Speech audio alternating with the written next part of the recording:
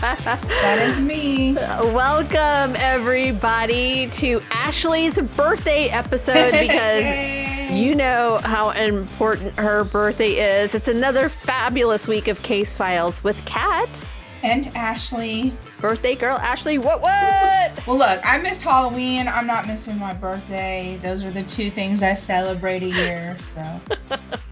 Wah. I'm going to have all the birthday sounds for you tonight. Yeah.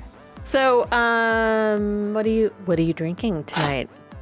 Well, I am drinking. I'm drinking St. Arnold's Fancy Lawnmower. Whoa. Refreshing outdoor beer. However, I'm indoors, so. I'm just shocked. There's a beer in your hand right now. I know. The problem is, like I've told you, is I buy beers and I take them home with the intention of drinking them for the show. But then by the time I just stare at them all week and then I drink them because I know how good they are. So I just want them. So like I had an Urban South beer that was a stout, and it's a chocolate banana one with peanut butter, and it was so good. It was not sweet. It was delicious, and I got a can and I drank it that night. So that just doesn't make it to the office. I'm sorry, guys. I'm a very poor Case Files host. I mean, all the way around. Oh, but I hear that can opening. It's wonderful. Do they make a Nutella flavored beer? There's a lot of chocolate and banana and peanut butter, banana and all that kind of stuff. But I feel like Nutella banana crepes, especially from Cocoa Crepes, they're so delicious. Like, because it's not so sweet. To me, it's not as sweet as chocolate. I'm sure there is. There's I've seen the weirdest flavors. Urban South has like taquito flavored. They have a Mexican combo plate. What? Number 1 and 2 flavors, which I've never tasted because they're IPAs. But their little can art is literally like a Mexican combo plate. Mexican? Are you a Mexican or a Mexican? I am a Mexican. I have seen some very interesting flavors. You know, Martin House has a pizza flavor. They have a ranch flavor that you can drink with the pizza one. They've got that pickle one. So I am sure someone somewhere has created a Nutella beer. I need to go and visit Urban South for sure. Yes. So, ton of IPAs. Well, tonight I'm living my best life once again. Yes. But I am actually, my husband made me a cocktail. It looks small. Oh, it looks short. Yeah. But it's hefty. I am drinking vodka, people. Who knows where tonight's going to go? Speaking of, I had talked previously about those popsicles, but Deanne she was making drinks at the meeting, at one of the committee meetings, and it was Smirnoff salted caramel vodka and rum chata. You just do equal parts, so however much equal parts that is for you personally. I just did 1 shot of each. She shook it up. They're very clear about shake, don't stir. Don't know what the difference is. I'm not a bartender. But you have the ice. Delicious. Well, yeah, there was ice in it. That's the difference. So good. So good. Probably the best alcoholic drink I've had. They were calling it the salty mermaid is what they named it. I don't know. Anyways, highly recommend Smirnoff salted caramel vodka with rum chata. Delicious. All right, so that's what I'll be getting this weekend. Yes. We might have to do a shot in the parking lot for your before your birthday happy hour. Might have to get that. All right, so I'm just going to get into things if that's okay. Yes. Let's go. All right. Hopefully my computer works this time. I will start with a question of the week. So I posted a photo that said, can a cult be based off of garlic bread? It was like a screenshot of somebody's like Reddit post. I don't know. So I was immediately curious what everyone would say they'd base their cult off of. And so I can't wait to hear your answers at the end, but we're going to start with you, Ashley. Yay! What would you base a cult off of? So I have a guess, but That's all I have. I'm sure that no one will be shocked that my cult would be on doggies. Dogs, 1000%. I want all of them. All of them.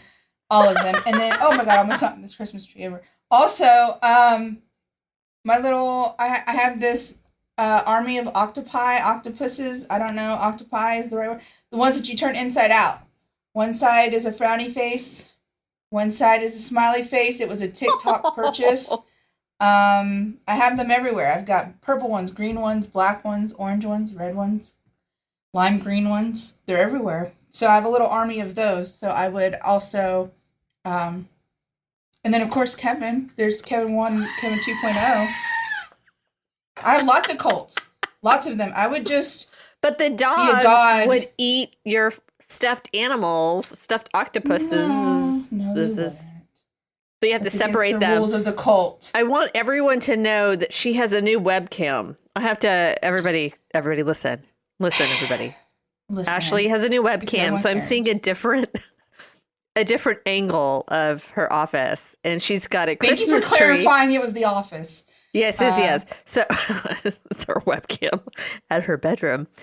So she has a Christmas tree in the forefront, a white capped, beautiful, lit, blinking Christmas tree. Beautiful. It's really cute. With the jack-o'-lanterns with the witch hats. I still have all of my Halloween decorations up. Thank you. They'll be up forever because I missed Halloween this year. We need to just have a shelf in the background. That's what you need. It's like a little shelf right there. Well, my shelf's in the front part of this. This office has 3 parts, and all my stuff is in the front office. I have lots. If any of you, for some reason, whatever reason you're stalking me, whatever, come to my office, you'll see I have tons of stuffed animals and gnomes and weird things in my office. It's legit super professional. I also have a Beetlejuice sweater on. It says, do. I myself am strange and unusual. Beetlejuice, Beetlejuice, Beetlejuice. So it's just going to be Halloween for the rest of the year. So the address to your office is? It's in Houston. You guys can. It's in Houston. If you know my business name, you'll find my office. So all right. So my cult, can you guess what my cult would be about? Kitties! Yes. It would be cats and not the Broadway musical, just actual felines. It's neither witty nor clever, but I love cats, Avi.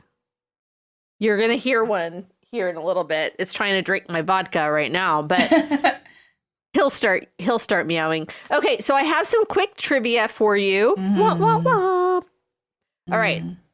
You're going to have to answer, though. This isn't just like tidbits of information.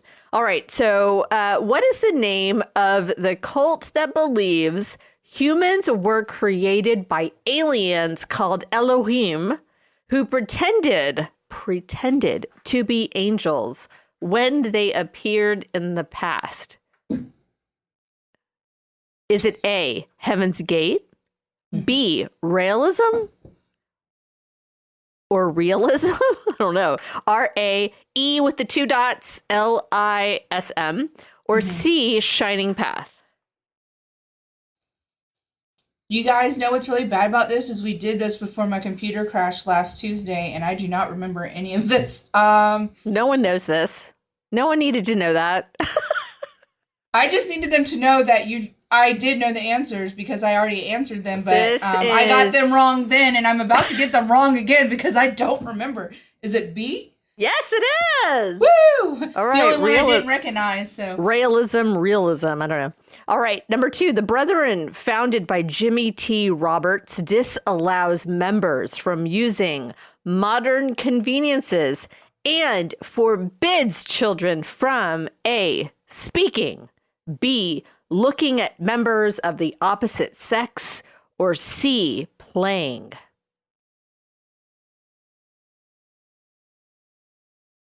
Speaking? That's what I feel like Twitter should not be allowed to do. No, it is C, playing. Oh. All of those are horrible. Those are all terrible choices. But terrible. I mean, looking at members of the opposite sex is like, that's a 50-50. Some people will be like, I don't care. Children not being allowed to talk.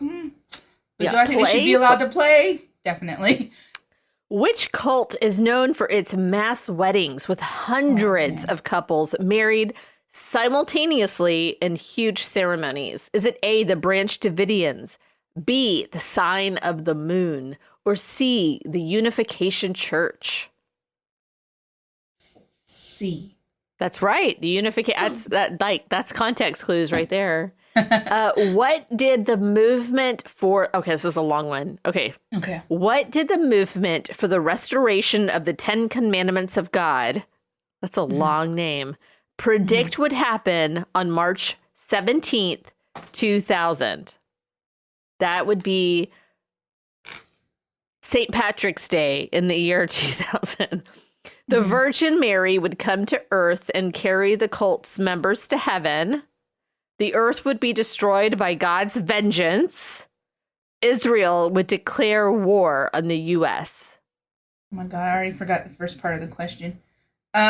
What did they say would happen on March 17th, 2000? The Virgin Mary would come to earth and carry everyone to heaven. The earth would be destroyed by God's vengeance, or Israel would declare war on the U.S. B? A, actually. Oh, I said A first and then I second guessed myself. Man. Okay, so what is it called when the loved ones of a cult member arrange to have that person kidnapped away from the cult and retrained for a cult-free life? Is it called A, decultification, B, deprogramming, or C, re-education? Deprogramming? Deprogramming. Yeah. I know my very little. Are you keeping score, everybody? Which cult engaged in a practice of recruiting new members by sending women members out to have sex with them? Something they called flirty fishing. Is it A, the Children of God, B, Heaven's Gate, or C, the People's Temple? Oh my God, you covered this one. I did. I did. Oh my God. C? Oh my God. Is it C? Is it A, the Children of God? I think I actually got that one right on Tuesday, and now I'm messing up. So we actually did 2 episodes of that one. Yes. Actually, that's all right. That's all right. All right. Number 7. The People's Temple Massacre occurred in what South American nation? Is it, I can see her shaking her head. Is it A, Guyana, B, Brazil, or C, Uruguay? C? A, Guyana. Oh my God! When I was in school, they always said to guess C if you didn't know the answer, and I feel like they lied to me. It's been A every time. Oh, how many people died in the People's Temple Jonestown Massacre? Is it A, 918, B, 1,212, or C, 233? B? A. Oh my God! I give up. I'm done. That's Show's over, guys. End of the 918. episode. See you guys next week. I actually guessed C. That was my guess, but it's I just A. assumed it was the largest number for Jonestown. So 233 is larger than 1,200. 233? Yeah. It's the lowest number. I know, but I thought it was. Didn't you say how many people died? Uh-huh. And I said the answer that has the 1,000 and whatever. You said C. Oh, well, I was thinking whatever was the 1,000. Okay. It's okay. I know. We are good. You've gotten so many right. What federal agency conducted the final assault on the Branch Davidian compound in Waco, Texas in 1993? Was it the Department of Homeland Security, the FBI, or the National Guard? The FBI? Yes. Woo! All right, Thank number God. 10, last one. What terrorist attack was conducted on the anniversary of and inspired by the Branch Davidian Waco raid? Was it A, the Columbine Massacre, B, the 1993 World Trade Center bombing, or C, the Oklahoma City bombing? That's a tough one. See? Yeah! I I'm over here shaking my head at her. was like, it's there's the one. no way it could be. I don't know. Anyways. I mean, you I'm don't so know. smart, you You don't guys. know. Okay, so as you might have guessed, I'm doing a story tonight on Really? a cult. Shocker! All right, so tonight the story is about a cult called the Remnant Fellowship Church, and its creator and leader is someone by the name of Gwen Shamblin. Have you heard of this one? I have not. Okay, well, it's crazy. So let me start by telling you about Gwen's early days, how this all got started, and then I'll talk a little bit more in depth about the church itself and where we are now with the story. Sound good? Awesome. Okay. All right. So Gwen Shamblin, or rather Gwen Shamblin Lara, was born on February 18th, 1955. Gwen earned an undergraduate degree in Oh my God. You know, I'm not going to be able to say it. I'm not going to ask you for help. She was getting something in dietitian. She was going to be a dietitian, a registered dietitian. I'm just going to say that. From the University of Tennessee in Knoxville, and her master's degree in food and nutrition from Memphis State University. She was a registered dietitian, consultant, and a faculty member at the Memphis State University for 5 years. She worked in the Tennessee Department of Health for 5 years, and she was also raised in the Church of Christ family. So, if you are not familiar with the Church of Christ's teachings, I actually, we talked about Savannah a few weeks ago, and I had this really interesting conversation with her dad after we recorded that interview, and he was giving some sort of history about the Church of Christ and how the church that he belongs to is sort of an offshoot from that, because the Church of Christ was actually they're really strict, and they're a little bit more like by the book, if that I'm not describing it exactly like Michael did, but it was they were pretty much old school when it came to their beliefs. Men over women, strict adherence to the Bible, even so far as like only a cappella singing was allowed in worship. Okay. And for a lot of like modern evangelical Christian, there's bands, there's full bands playing. So they were like they're old school. And interestingly, most of its followers are outside of the U.S. The largest congregations are outside of the U.S. So they are autonomous churches, so no pope or any governing body, but they are led by a group of elders which within the church, which of course are like all men. Yeah. I mean, shocker.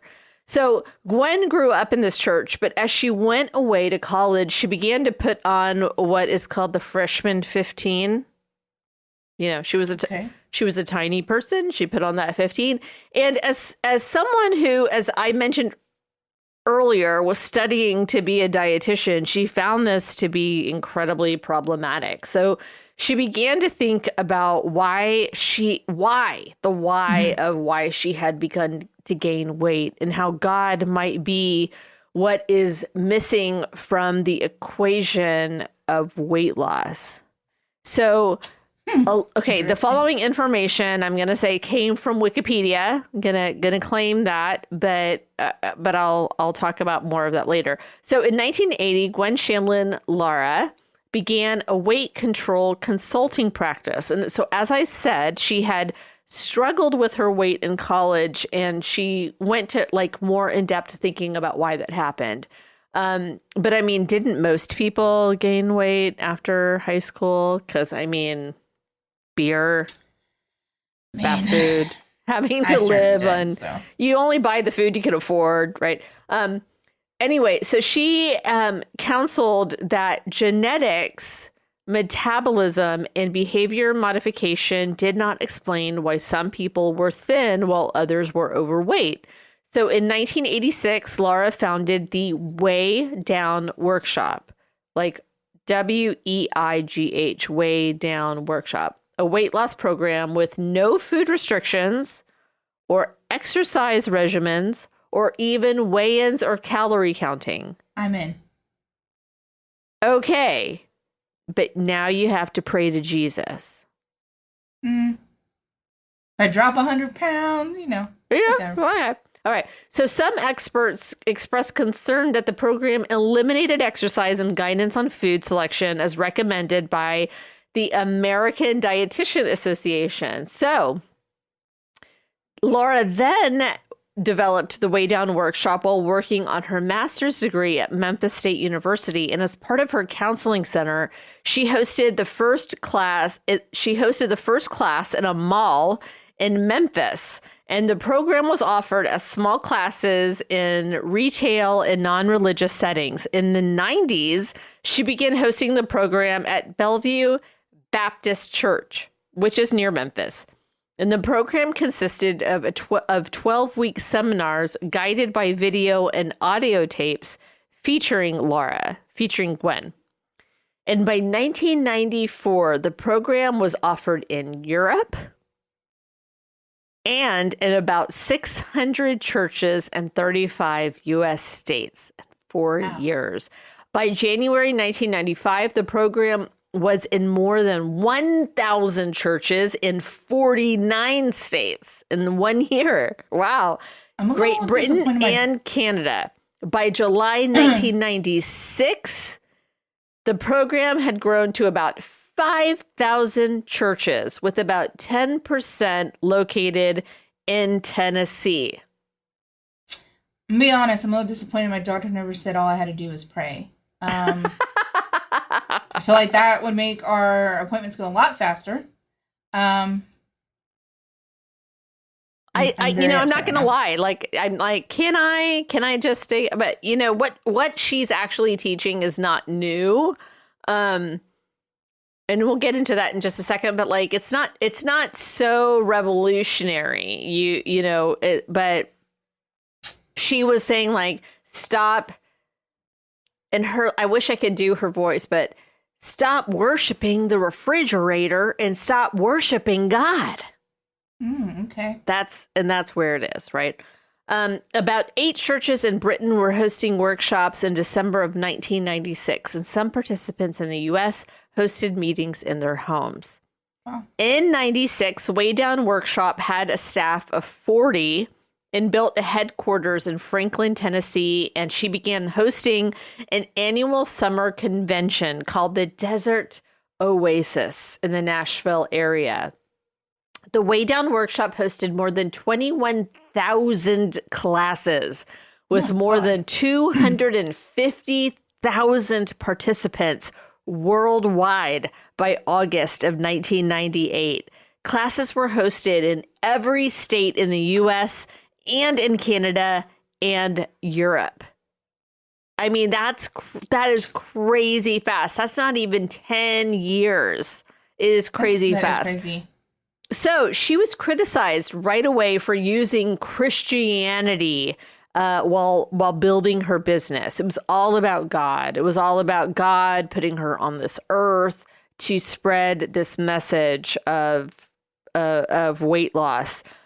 In 2001, Nashville CBS affiliate WTVF investigated how Weigh Down Workshop leaders spent money.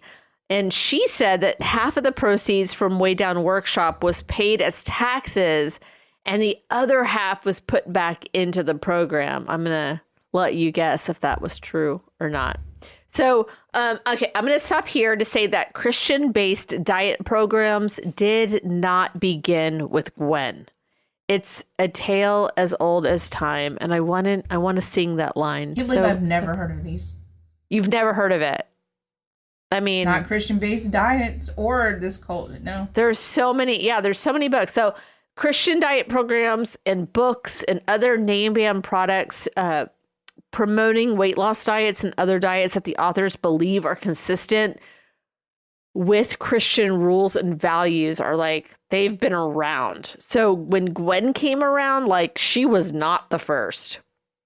They may borrow elements from Jewish dietary laws, the Bible, modern nutrition science, and other sources, but Christian diet and exercise programs became popular in the 1970s. Wow.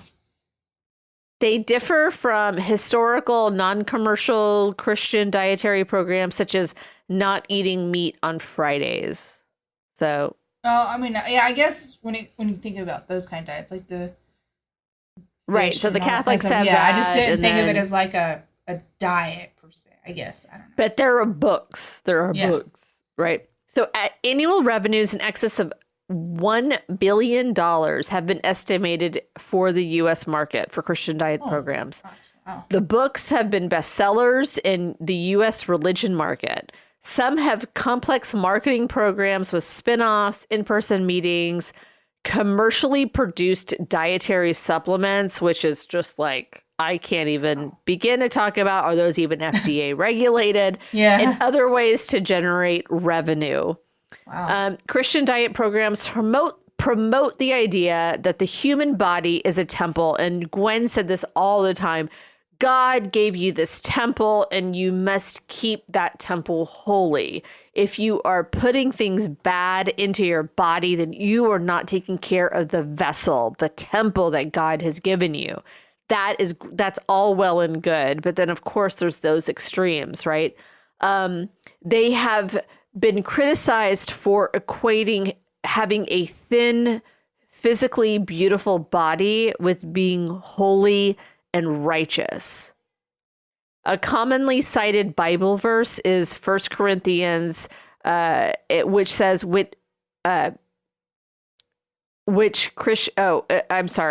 First Corinthians, which Christian diet programs say means that it is sinful to be overweight. Critics interpret this differently, such as by saying that people should try to be healthy or that people should honor God regardless of their appearance. So in saying all of that about diet programs and whatnot, Gwen began feeling led to go even further in helping others to live fully for God. And in 1999, Gwen Shamblin, along with other individuals who shared her passion for God, founded the Remnant Fellowship Church in Brentwood, Tennessee. So, the principles of the Remnant Fellowship Church are deeply rooted in two self-betterment philosophies: weight loss and a specific brand of Christian principles. The church's website states that it helps its congregants get, quote, away from, I'm just gonna, this is the part that just gets me. I have it's in quotes, away from mind. Okay, I'm sorry. I'm good. The laughter is just killing me in my body. The church's website states that it helps its congregants get, quote, away from mind-controlling people, mind-controlling religious leaders, mind-controlling food, and lifestyle rules. I am doing quotes around all that. And that it focuses on teaching people, quote, how to make their own decisions. I am going to reference that statement later. On paper, it sounds really great, right? So good. What they're trying to do. So good. Have control over your life. Stop eating. For God. Okay. So, and look at this. You said on paper that sounds good, and my next line in my script says, and sure, on paper that sounds great. But in practice, not so much. So HBO Max recently released a 3-part docuseries about the Remnant Fellowship and the Way Down workshop called The Way Down, W-A-Y, The Way Down, God, Greed, and the Cult of Gwen Shamblin. So if you have this TV service, watch it. So the Way Down docuseries traces Gwen's career and obviously her books that brought her thousands of devoted followers, but also like a shit ton of controversy. She claimed that she had found support for her ideas, especially her belief that genetics do not play a role in weight loss, by looking, and I need your eyes on me, Ashley. She found support for her ideas, especially for her belief that genetics do not play a role in weight loss, by looking at the starvation of Jews in Nazi concentration camps. Because they all got skinny. People believed this? They all got skinny. She went on Larry King. They got skinny because they were being starved to death. I mean. So genetics didn't alter that. Oh, so she's saying if genetics was a thing, they would not have lost weight even being starved to death? Yes. And no one stopped at any point to say this sounds insane. Larry King did. So she says, how in the Holocaust did you have all these people getting down real skinny? They ate less food, she told CNN's Larry King. He said, you cannot honestly be comparing the concentration camps to your diet. She was like, I've been saying that for 15 years and nobody's ever questioned me. OMG. So, during the same interview, she Exactly. Sorry, Kevin 2.0. Exactly. During that same interview, she downplayed the for-profit nature of her enterprise. She said, this money, half of it goes to the government. The other half goes to keep it going so someone else can be helped. But, so same thing, right? So half of it's going, so like she's getting nothing, but she lived like this super duper lavish lifestyle. So the obedience of children inside Remnant is also highlighted in The Way Down, which features ex-members alleging a culture where parents are told to hit misbehaving children with glue sticks. Not the short kind, the long. What? Why glue sticks? Like, what is it about glue sticks that makes children hit yourself behave? with the glue stick? I mean, I guess, but like the 12-inch glue sticks. I don't know, I just feel like that's such a random object to pick. That would hurt like shit. I'm gonna say it like Gwen Shamblin. I'm not saying it doesn't hurt. That just seems like such a random object to pick. You know what I'm saying? Like. So the documentary tells of two Atlanta members, Joseph and Sonia Smith, who were convicted in 2007 of the 2003 beating death of their 8-year-old son, Joseph, and are currently serving life sentences in prison. Although police raided the Remnant Church in June of 2004 during the investigation into the boy's death, a solid link to the church has never been established in the case. However, the church paid for their defense lawyers. They created websites declaring their innocence and were present throughout the entire trial. Wow. Like Gwen Shamblin was in the courtroom. They had the backing of the church, which is very unlike any other church. Yeah. To me, so they had the backing of the church, even though this child was locked in a trunk where he most likely suffocated to death. But they found other bruises and marks that signaled to the authorities that he had been regularly abused, and not just with glue sticks. A former babysitter spoke to the documentary makers and said that the one time she remembers sitting for young Joseph, he was upset, he was crying. So she made a comment to the dad asking for guidance. Like, is there anything that I can do? What does he like? She was a teenager. Mm-hmm. She was a teenager. You know, like, what do you think can make him calm down? And he said this. Just hit him hard. Oh he did my the fist. God. He did the you can't see me. He did the fist in the hand. Just hit him hard. And she said, "Sir, I'm not going to hit your son." He replied, "No. Really, just hit him hard." And she refused. So he took his son into the other room, and it could be audibly heard that he was being beaten. That little boy is being beaten. And all of the other church parents just shrugged and were like, we'll just go another day. Wow. So they all went to church. They didn't care. No one stopped him. No one did anything. She never sat with him again. You can see in this girl's face, like, yeah, that weighs heavy. She was a child. Yeah.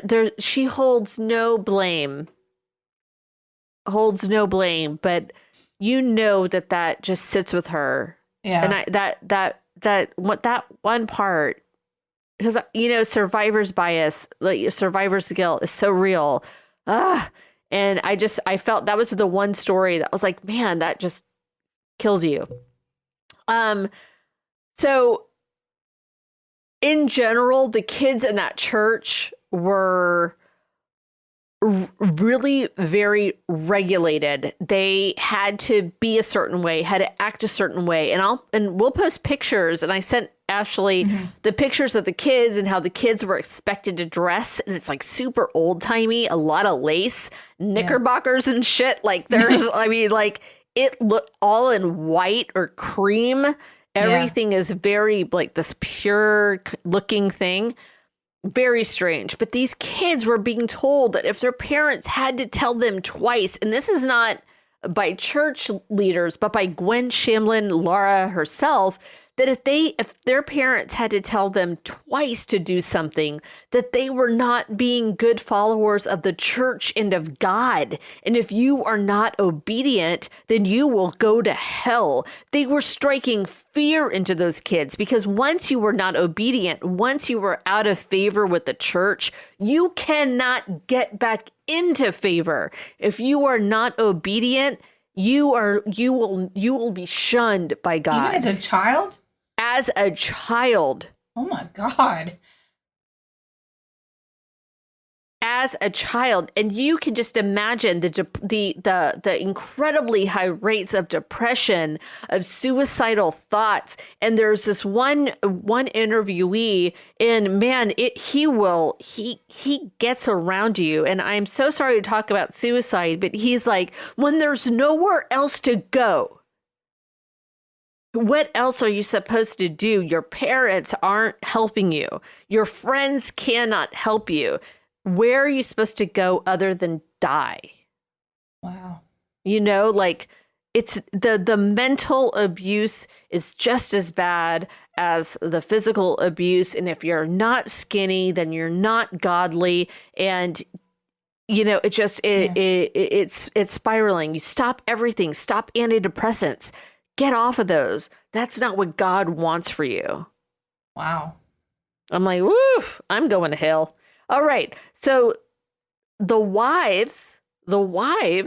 mothers of these children, they're expected to be like the Stepford wives, always obedient, never talking back, have sex when your man wants to. One ex-member was told by her leader, because it was Gwen and then the leaders, and then you sat under the leaders, and that's who you spoke to. One of her leaders said, just have a glass of wine or two when he gets home, and then just have sex with your husband. Wow. And she said she knew deep down that, well, that's basically rape. And that was, she had a baby, was asked to watch other children for 8 hours a day, and then expected to have sex with her husband. And he went and he told on her. Oh my She's God. not having sex with me. So she didn't want to disobey. She wanted to get into heaven. So she did what That she is was so told to sad. do. The fact that So husbands could tell on their wives for not having sex with them is just really sad. it's so sad. It's so sad. I did a play in high school called it was a French Canadian play. I'm so geeky right now, called Les Belles Sœurs, so the beautiful sisters.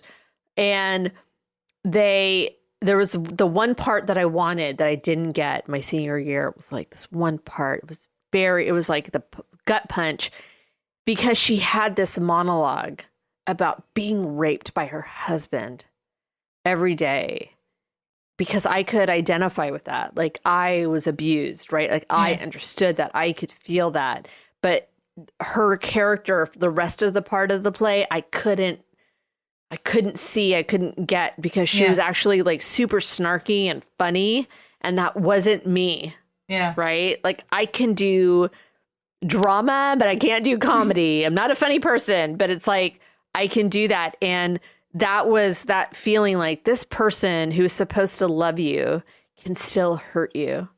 And that it is just as what is that word? Like, oh God, what's that word? Like, it means just as much. Even though you're married to somebody, they can still do that to you. It's just as valid as a stranger doing that to you. So this is when I do, as I said earlier, I'm going to circle back to what the church said in its teachings on the internets, on their website.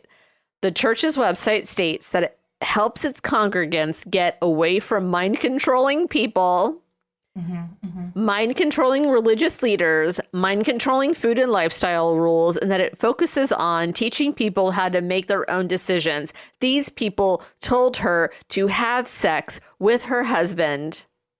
And to drink wine.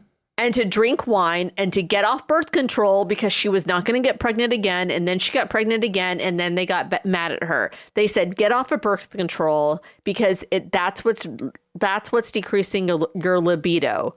So if your libido is not what it should be according to your man, then you need to fix it. If you had a friend's wedding to go to, you had to ask first. If you had a family visit, you had to ask first. You're going on holiday, ask first. Like, you had to ask the church or your husband? Ask the church. Oh. So this whole, like, make your own decisions BS. Yeah. And if you're not obeying, members are encouraged to tell on each other. So if you're a kid needing help, who the fuck are you going to talk to? Yeah. It kills me. So if you had questions, concerns, feel like something wasn't right, if your sex drive is low, you're like the woman I talked about, your husband can go to leaders to complain, and they get involved. And then you go into counseling, which is, as described by the member, really like mental torture. Her leaders then told her to get off birth control. She got pregnant, and she was making her own decision, and she really wasn't. She got pregnant. They got mad at her, because then there she is again with her low libido, and her husband's all pissed off about it after he raped her, got her pregnant. So sad. She has a shaved head, by the way. She got rid of all that hair. She was like, fuck it. So Gwen actually did have 2 children, and what's fascinating is that she never talks about her husband, who she was with for 40 years. His name was David Shamblin. He was a part of the founding of the Remnant Fellowship, and he actually had a degree in, like, ministry. Like, that was like his passion too, to talk about God. But he was really uncomfortable with the direction that Gwen was going, that the Remnant Church was going, and he was really uncomfortable with her making as much money. Like, you should not be making money off of people. like that. You know, he did not like the big churches, the Olsteins. He would have a problem with that too. You know, like don't have an estate worth millions and millions and millions of dollars. Don't grift people. Like, this is about spreading the word of God and godliness and like what that means. And he just saw what his wife was doing. But he used to be a part of all the pictures, and there's just a few of those videos. He used to come out on stage, and all of a sudden he started not to do that anymore because he was not thin. Oh, he didn't pray hard enough, I guess. How can she be preaching that thinness is godliness and her own husband is not godly? Does that fly? And what's amazing is that she basically just erased him from her story. Because within 2 months of her divorce, she married a handyman. Oh my God, with 2 months? No money, but was literally Tarzan.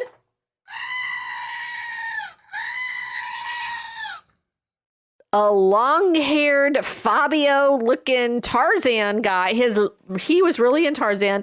His name was Joe Lara, and Lara played Tarzan in the 1989 TV movie Tarzan in Manhattan, and in the 1996. Oh, this is Louis getting. Come on. In the 1996-97 follow-up TV series, Tarzan, The Epic Adventures. He also appeared in numerous action films. Oh, God. Oh, you're going to unplug my computer, dude. He also appeared in numerous action films, including Steel Frontier and American Cyborg, Steel Warrior. But he stopped acting in 2002 to pursue a career in country music. Like which obviously went nowhere. But what we learn about Joe in this amazing docuseries, it's only 3 parts, is that he was a grifter. He was a grifter. He used his good looks to get women to financially support him. Beautiful, wealthy, older women would pay for his acting classes and a Harley Davidson, and he would live with them, and they would give him things. And so he was like woman after woman, right? Because they'd kick him out and he'd go move in with somebody else. Yeah. Women just gave him whatever he wanted because he was fine. But he had a girlfriend on and off again for many, many, many years. And she gave him, Natasha Pavlovich, she gave him a second chance, and they got pregnant. And he said, I want to go to Tennessee. I want to work on my music. And she said, okay, we'll have I'll give you until our baby is in kindergarten. Until school age, preschool age, to do this. If it doesn't work out, then we're going to move back to Chicago, where I have 30 family members. You're going to have to get a job. And that's it. He said no. No. He agreed to that until it came time, until their daughter was old enough. So he called the police and claimed that Natasha molested their child. Oh my God. She was handcuffed and taken away from her daughter in front of her, all because he didn't want to get a job.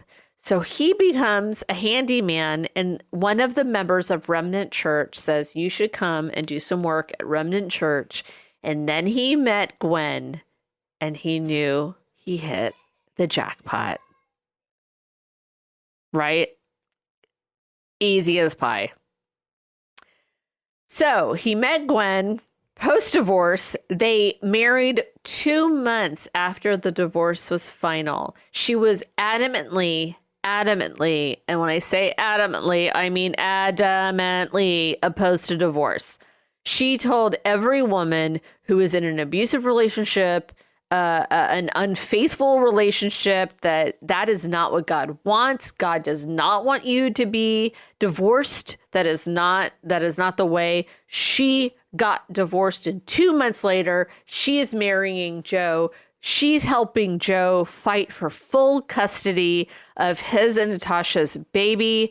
And after he filed the police report, he and Natasha became entangled in this contentious legal battle over the custody of their daughter, having already spent $200,000 in lawyers' fees. She decided to represent herself. Hell hath no fury like a woman scorned. I'm telling you, she's incredibly smart.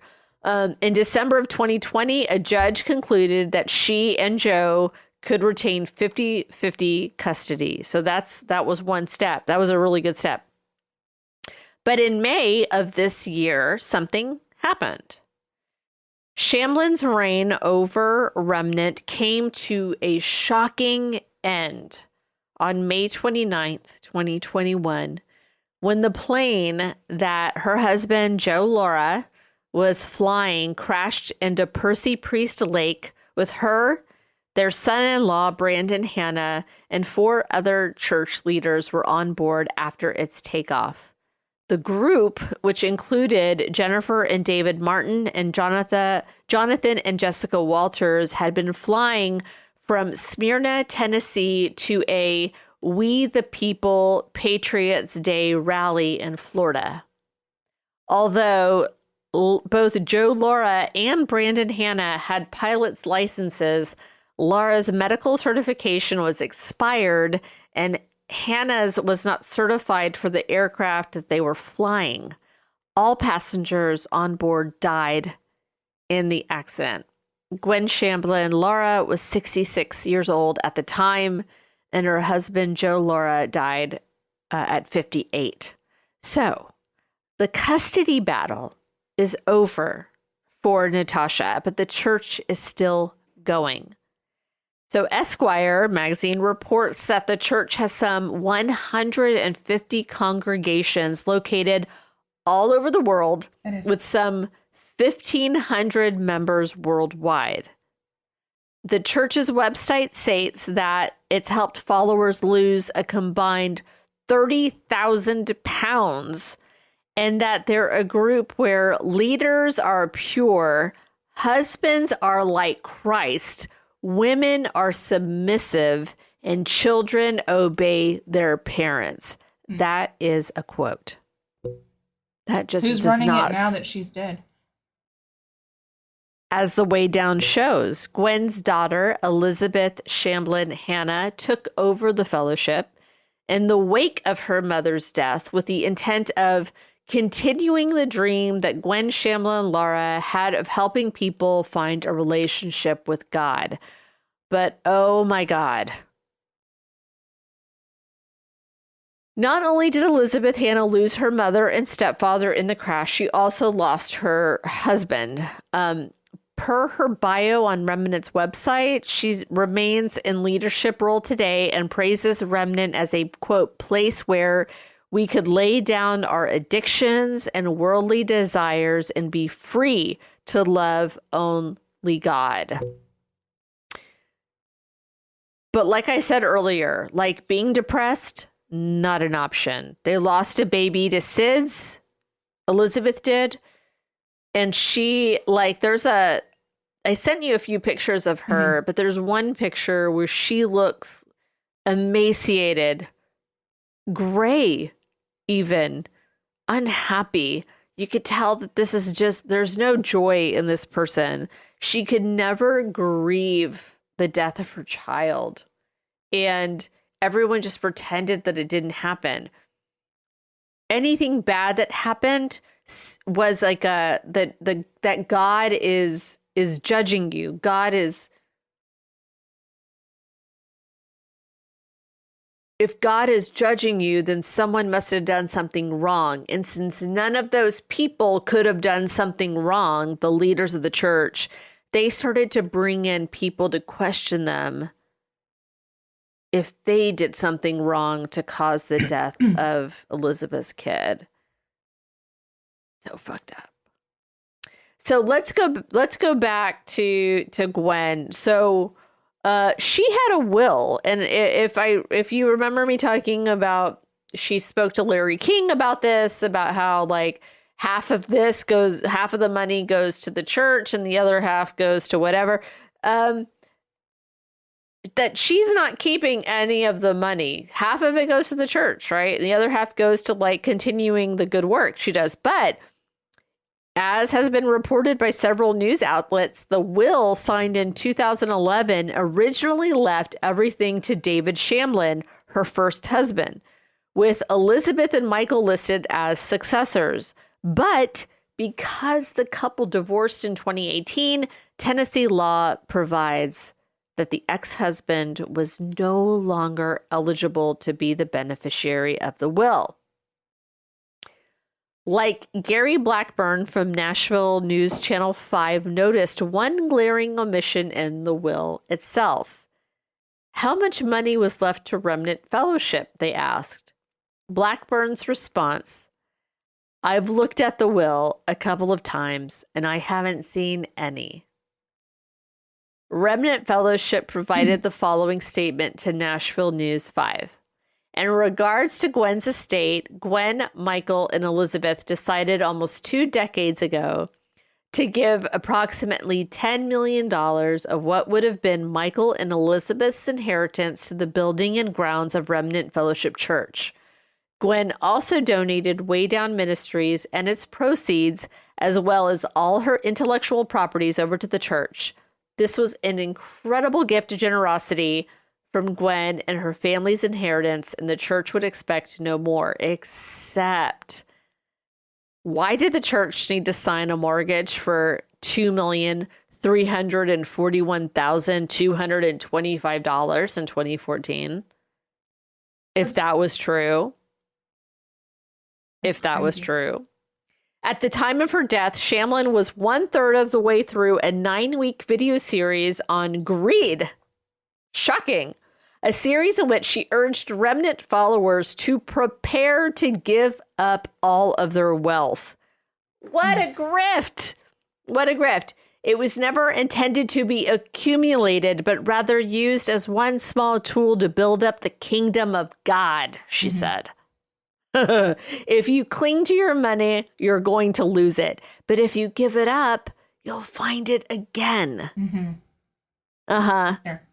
Right, exactly. I do that. I give it up all the time. I give it up. I don't find it. I've not yet returned or found mine. I'm not even going to get, I know this is going so long, but the divorce settlement filed in court, there were 18 separate pieces of property that they had to divvy up, valued at more than $20 million. She had to pay David another $3 million out of her own pocket because of the divorce. So to accumulate that much wealth means 2 things, this lawyer said. One is you have tremendous cash flow. And secondly, you're not contributing a whole lot of it to mission work or the other work of the church. So they had they had properties in Destin, Florida, and that property was worth like $4 million. There was the property in Brentwood where she lived. They called it Ashlawn. It was a plantation, and that property was worth $7 million. So this is what Shamblin told them about her luxurious home and fancy cars. If it was needed, I would sell that car. I would sell that house. But you haven't yet. It's not needed yet, Phil. Wow. So there's no one, they pressed, there's no one that could use the money. No, I'm talking about this ministry, and it may happen. Believe me, that house is God's. So right after her remarriage, property records show that Shamblin began transferring her real estate holdings into Remnant's name. And so now you don't know who owns what. So the beach home in Destin is listed as the 4714 Ocean Trust. Ashlon 902 Franklin Trust. There's just like, it all has these really, it's basically the trust, the address and trust at the end. In her video about greed, she said, most of the world has abandoned true religion and are now converts to building up their own pocketbooks. Yet God is a God of justice, and he will not be mocked. Less than a month later, she would die in a plane crash. With her leaders. With all of her monies. As a result, we may never get certain answers about how much wealth she really accumulated, about why her will fails to even mention the Remnant Fellowship. And the Remnant Fellowship released a statement. Obviously they just say none of this is true, blah blah blah. But yeah, you can we posted a link to that in the show notes. I'm not going to read any of it because it's BS. But I do want to say one last thing. Check out her hair. So in the 90s, she looked like a normal Southern woman, but her hair got taller every year. And I mean tall, like a foot high, way higher than my mohawk, and big. It was just, you know, the higher the hair, the closer to Jesus kind of thing. It's really something. Some of the women in the show were like laughing, like no one's going to tell her hair is crazy or that it's terrible. Like they're just going to go, yeah, that looks good. Looks good, Gwen. Anyway, woo. Okay, that's it. Yay! Oh my God. That's crazy that it's still going and that it's so worldwide. Like, yeah, it's insane. Yeah. I don't even know what to say about it. That's crazy. I'm gonna read. Phil, how about some answers? Did you post on your own Facebook as well? I think I did. Okay. Well, I'm going to start with the case files page. All right.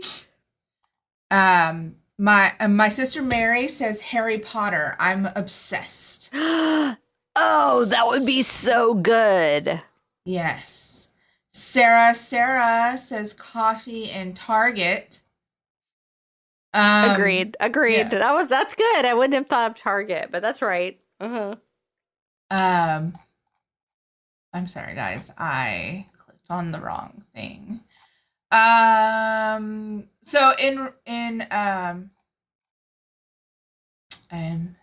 sorry, guys. Just pretend that there is something great happening right now. There's no business like show business. I clicked on the wrong thing and then like totally got off our page. So, you know, that happened. But I'm pulling One day we'll have it together, everybody. You know, at least my laptop, or well, I'm not on my laptop, but at least this computer lasted. Okay. Janet said iced coffee and frappuccinos. Yes.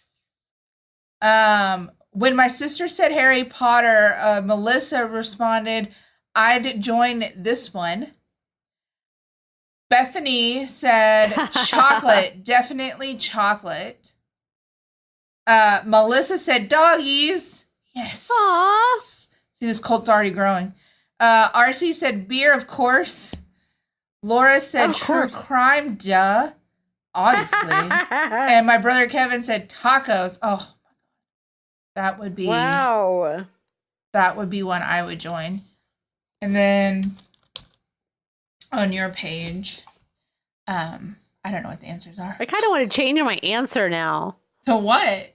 Like, okay, so obviously it'd still be cats, but like enchiladas would be another one. Beer would be another one. Edibles would be. Yes. Well, I don't know what the answers are. If you posted it, I can't find it. Okay, no worries. That's it. I can't find it if you posted it. I see a bunch of other things. Just stalk Kat on Facebook if you would like to see what people answered on hers. We are not going to be recording next week. Oh, I just found it as soon as I started making announcements. So hold on. Michael and Shirley say tamales.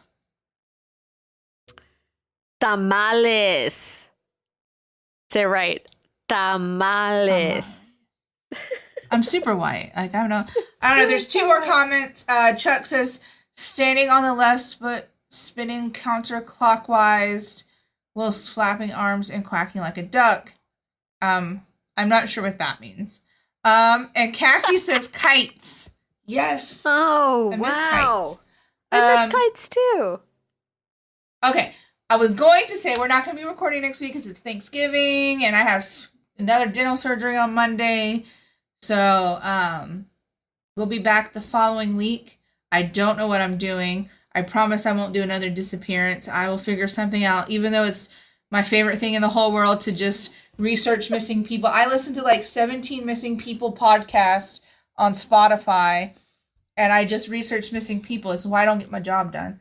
But I will for you guys do a different topic. Oh my God. We're on all of the things, all the platforms, all the social media stuff. I did create a TikTok, haven't done anything with it yet, but when I do, I'll let you guys know what the name of it is. It is there, just nothing on it. I'm too old to figure out how to do stuff on TikTok. I just like watching dogs on TikTok. I also follow a bunch of like animals. I get that. I too am too old. I'm older than you, so I'm way too old to learn new things like that. If you have any story suggestions or question of the week ideas, or you want to send us hate mail or whatever, you can message us on Facebook. Leave us voicemails on our website. Kat is dying for someone to leave us a voicemail on our website. Dying. KatandAshley.com. I don't have any other announcements. Do it. I'm looking at you, Glenn. I'm looking at you. We haven't heard from Glenn in a long time. I guess he's banned on Facebook again. I told him to stop picking fights. You can send me all the birthday things that you want. I will give out my address for birthday presents. And cash and checks. Credit card payments, gift cards. I'll give out my office address. Oh my God. You need a P.O. box. All right, everybody. Well, Ashley has nothing else enlightening to say, so we are going to go. But we love you so much. Thank you for listening. Yes. And we wouldn't do what we do if it weren't for you, so we just love you. Thank you. And happy birthday, Ashley. I will spare everyone from hearing me sing happy birthday to you, but I love you so much. You are my sister from another mister. I could not love you more than I do. You're such an amazing friend, and I am so excited that I actually get to celebrate your birthday with you tomorrow. I'm excited too. Even if it's for just a little bit. Okay. But all right, everybody, we will see you in a couple of weeks. Have a wonderful Thanksgiving holiday. If you do not celebrate Thanksgiving and you're in another country, then have a great week next week. It's nothing special. You are not missing anything. You're not missing anything. It's like my least favorite holiday. But we love you, and we will see you next time. All right, everyone, be kind to one another, please. Bye.